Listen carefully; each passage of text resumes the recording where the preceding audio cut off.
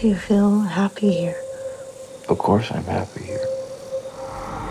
Aren't you?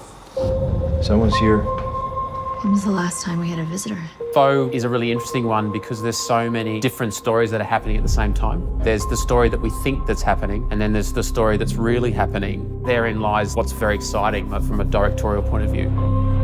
At the core of it is a marriage in crisis, but you've got this element that we are always, as an audience, slightly behind the characters. I need to have an intimate understanding of your marriage, the good and the bad.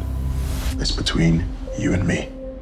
What myself and Garth were interested in is this story for all of its kind of moving parts. As Junior and Hen's relationship grows and she begins to feel secure, you then have another twist in the tale that destroys all of that.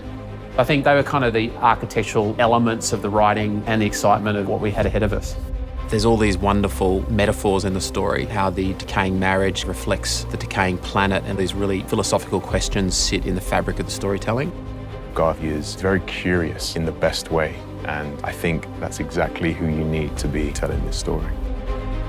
Just concentrating on these three performances was exciting because Garth has such a connection to the characters and the stories that he's telling. I was very drawn to how he shows families and relationships and love between couples. It's a feeling, and when you have it, it is exhilarating. Patrice and Garth really explored what a realistic future would look like.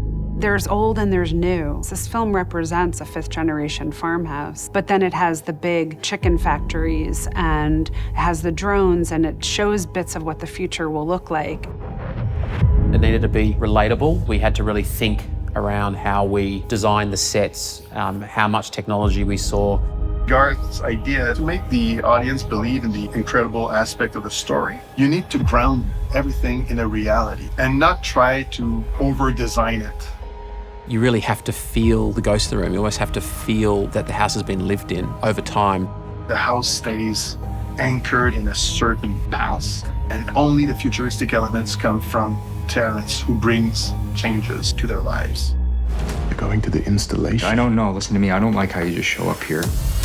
I think Matt Diaz was so wonderful at working with Garth and finding the camera in the room and finding who to follow so that we can really explore the characters to make sure that we're getting both of their journeys. Garth is extremely precise about what he wants in terms of composition, lens size, camera movement, even light. He knows what the film needs, and that kind of feeling within the house very much has his directorial style all over it. Whatever we decide,